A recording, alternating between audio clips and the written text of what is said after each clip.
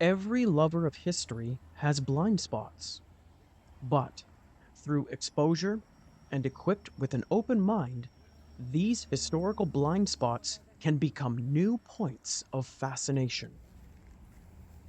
The current exhibition at the Royal BC Museum in Victoria represents a historical blind spot for me, so I thought I would check it out and see if it would resonate. Here is my take on Angkor, the Lost Empire of Cambodia.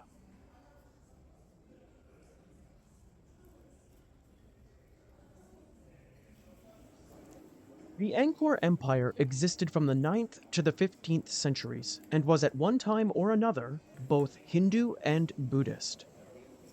The current exhibition features over 120 original artifacts from hundreds of temples in the Cambodian jungle.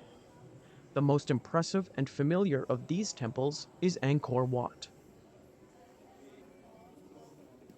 Many of the artifacts displayed have never left the country until now. From the first statue, I was captivated. Being so unaware of the history and mythology of everything I was seeing, I found it all so exotic. In the West, we aren't that familiar with Hinduism. And when it comes to Buddhism, we don't generally associate that faith with having multiple deities. But as we can see with this 800-year-old shrine to Hivajra, the tantric god, Buddhism involves more than just meditation and has a complex mythology. When it comes to the number of deities, however, Buddhism doesn't hold a candle to Hinduism. The exhibit contains many statues of these, including this one taken from Angkor Wat dating from the 12th century of Narasimha, an avatar of the god Vishnu. And this statue of Garuda from the 10th century, a creature in charge of protecting the central shrine of the temple it was stationed in front of.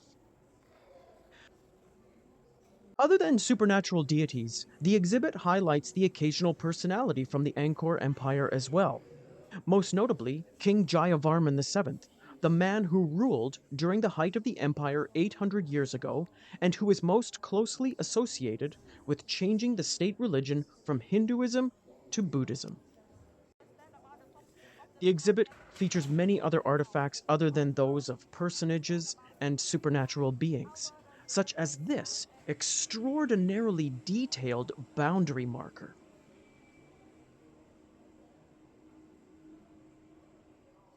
The exhibit covers 10,000 square feet of space and is nicely laid out and very well explained with models, interactive displays, and videos. The Royal BC Museum suggests you allot 2 hours, and I would agree with that.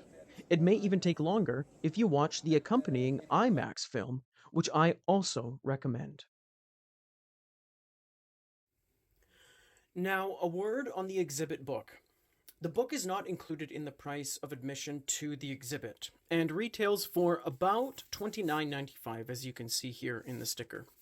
It's a really nice book. It's been nicely put together. It has photos of some of the artifacts that were in the exhibit, as well as pictures from Cambodia and from the temples where the artifacts were taken.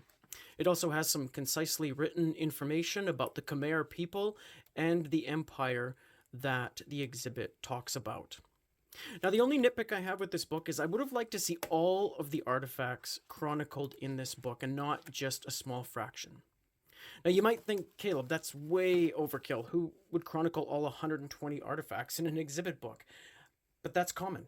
To illustrate, in 2012, we attended this exhibit in Seattle, and it was amazing. There were 150 artifacts, and all of them are in this exhibit book. As you can see, they were all beautifully photographed and written about, and there's additional information from historians all about these artifacts that were brought from the Cairo Museum to the Seattle Museum, and it was amazing.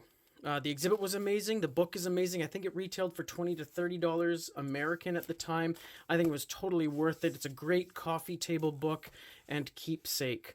And then in 2016, my wife and I went to the British Museum and saw this exhibit. This exhibit was fantastic too. I think it retailed for £25, as you can see there.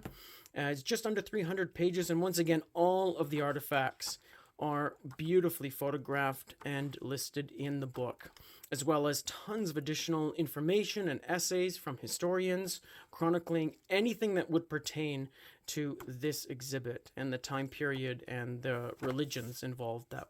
That's what the exhibit was about. So when compared with these books, I think the Angkor book is lacking, in my opinion. It's too thin. I would have liked to see more pages, and I would have liked to see all the artifacts chronicled.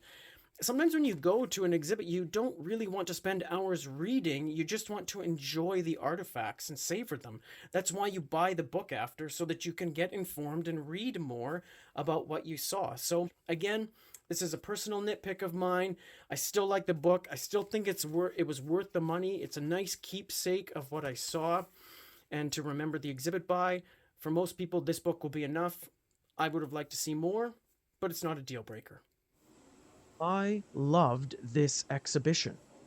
The detail in the craftsmanship is stunning and on par with anything that was designed or created in Europe during this period. Who would I recommend this exhibit for? Anyone who has even a minimal interest in history. I don't, however, recommend it for little children. I think teenagers may find something of value in it, but anyone younger, the exhibit will probably go over their heads. Now, if you have little children and would like to see the Angkor exhibit yourself, here is my suggestion. Bring them along with your partner, and while one partner takes the children to one of the 2 dinosaur exhibits currently running, the other partner can enjoy the Angkor exhibit, and vice versa. The best of the 2 dinosaur exhibits is Sue, the T-Rex Experience, which runs until January 7th, 2024, and has 2 full dinosaur skeletons. Now, the only downside to the Angkor exhibit is the cost. An adult admission amounts to $29.95, and if you include the accompanying IMAX show, the total price is $40.90. For a youth to attend, the price is $26.20. And for a child to see both the IMAX show and the exhibit, the cost is only $5.40. For some, the cost of a family to attend may be prohibitively expensive, and I don't blame anyone if they feel that way. But if you are like me and enjoy history, this exhibit is worth the cost. Angkor, the Lost Empire of Cambodia closes on January 14th, 2024, and then transfers to the Royal Alberta Museum. It will run there from February 23rd, 2024 to July 28th, 2024. Angkor, the Lost Empire of Cambodia knocked me out. It opened my eyes to a culture and history I was completely ignorant of, and it created within me a desire to visit Cambodia. This is perhaps the best feature.